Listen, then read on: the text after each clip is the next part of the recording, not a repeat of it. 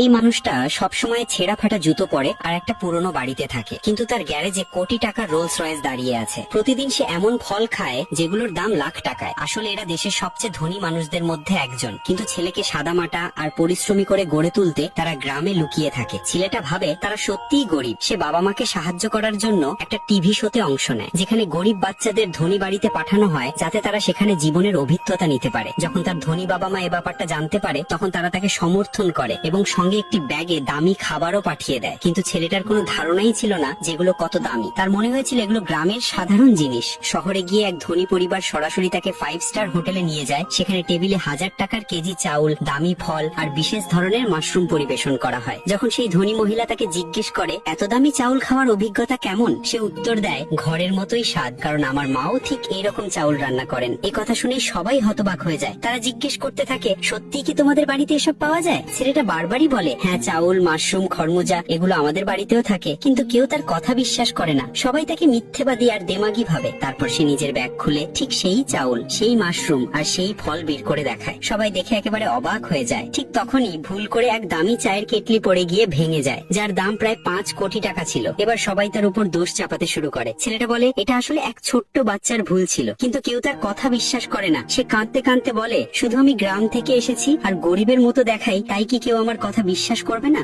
গরিব হওয়াটা কি অপরাধ? ঠিক তখনই এক গার্ড এসে বলে